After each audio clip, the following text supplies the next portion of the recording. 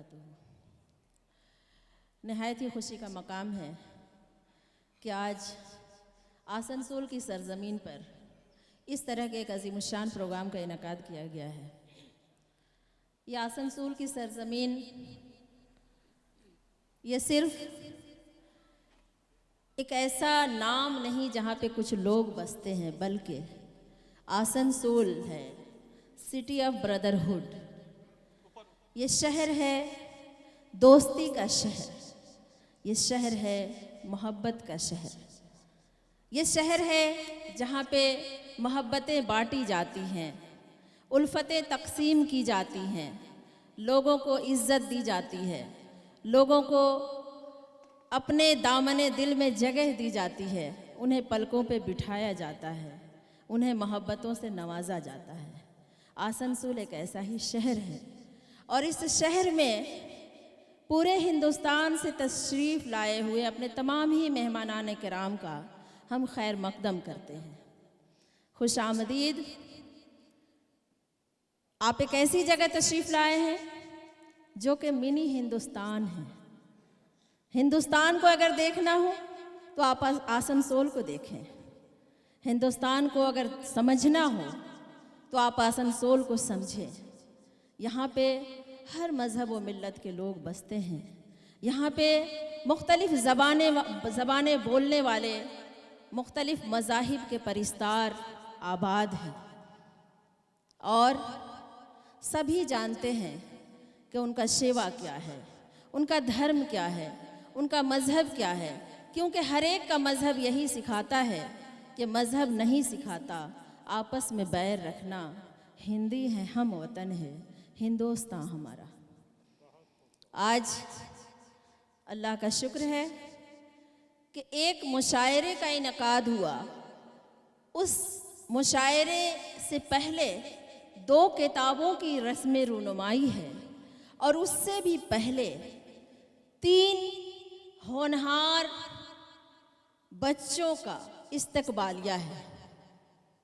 आप जानते हैं कि इल्म ही एक ऐसी चीज़ है जो इंसान को खाक से उठाकर अर्श तक ले जाती है। इल्म ही एक ऐसी चीज़ है जो आपको आपकी शनाख्त दिलाता है। तालीम एक ऐसी चीज़ है। यहाँ पे जो बच्चे बैठे हुए हैं, आप यकीन जाने इन्होंने बड़ी मेहनत की है। 15 साल लगातार मेहनत करने के बाद माध्यमिक बोर्ड का जब ये रिज़ल्ट आया, क्लास 10 में जब इन लोगों ने मेहनत की और जब ये नतीजा सामने आया तो हम सब की आंखें हैरत से फटी की फटी रह गई। खुशी का वो आलम था कि बयान नहीं किया जा सकता। आपको मालूम होना चाहिए कि आसनसोल की सरजमीन से 2 टॉपर वेस्ट बंगाल माध्यमिक टॉपर सामने आए हैं, जिनमें से एक हैं अनन्या दास गुप्ता और दूसरे हैं सैकट कुमार गांगुली। बेशक उनके लिए तालियों की ज़रूरत है, हौसला अफजाई की ज़रूरत है और हम सब स्टेज पे जो हमारे मेहमानान हैं उनसे भी दरख्वास्त करेंगे कि इन बच्चों के लिए एक बार ज़ोरदार तालियां बजाएं। यहाँ उनके वालिदैन बैठे हुए हैं।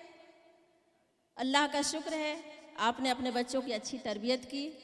आप जो है पेशे से टीचर हैं, स्कूल में मुदर्रिस हैं और उनके वालिद साहब ईस्टर्न रेलवे में जॉब करते हैं, ईस्टर्न रेलवे का मुलाजिम हैं। यहाँ पे सरदार रब नवाज सारिम बैठे हैं जो किसी भी तारुफ के मोहताज नहीं हैं। इनका बेटा मीर मुख्तार, उसने पश्चिम बर्दवान के उर्दू मीडियम स्कूलों में टॉप पोजीशन हासिल की है और अभी का मुमकिना टॉपर वही है मीर मुख्तार। बहुत बहुत मुबारक हो भाई, आप लोग यहाँ तशरीफ़ लाए। और सबसे बड़ी बात यह है कि इस प्रोग्राम के जो ऑर्गेनाइज़र हैं, जो बज़्म तस्लीम न्याजी आसनसोल के ऑर्गेनाइज़र हैं, इसके जो मुंतज़मीन हैं, उनके जहन में ये बात आई कि कल ये रिज़ल्ट आया, कल ये नतीजा आया, क्यों ना इन बच्चों को भी बुलाकर उन्हें भी फेलिसिटेट किया जाए, उनका भी इस्तकबाल किया जाए। बड़ा ही अच्छा ख्याल था और इस ख्याल के पीछे कोई और नहीं, मुझे तो लगता है कि सैयद अफरोज साहब का बहुत बड़ा हाथ है, क्योंकि वो इसी तरह से मोहब्बतें बांटने के हुनर से वाकिफ़ हैं। वो जानते हैं कि दिलों को ज़ेर कैसे किया जाता है, वो जानते हैं कि किसी की हौसला अफजाई कैसे की जाती है।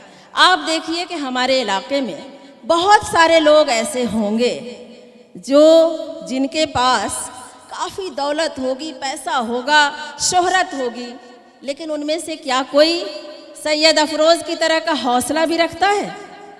क्या कोई एक भी ऐसा इंसान है जो इस तरह से अदब नवाजी करता हो? मैंने अदब नवाज कहा इसलिए कि सैयद अफरोज़ हर मुशायरे की जान हुआ करते हैं। सैयद अफरोज़ किसी भी अदबी प्रोग्राम को मुनक्किद करने में पेश रहते हैं। सैयद अफरोज़ एक ऐसी शख्सियत है कि अगर कोई बच्चा तालीमी मैदान में आगे आना चाहता है तो उसकी पुश्त पनाही करते हैं, उसकी राहनुमाई करते हैं, उसके सर पे दस्ते शफ़क़त फेरते हैं। मैं अपनी जानिब से और तमाम हाज़रीन की जानिब से सैयद अफरोज़ भाई को मुबारकबाद देती हूँ, आपका शुक्रिया अदा करती हूँ और दुआ करती हूँ कि अल्लाह इनके जज्बे को आबाद और शादाब रखे। आमीन। अब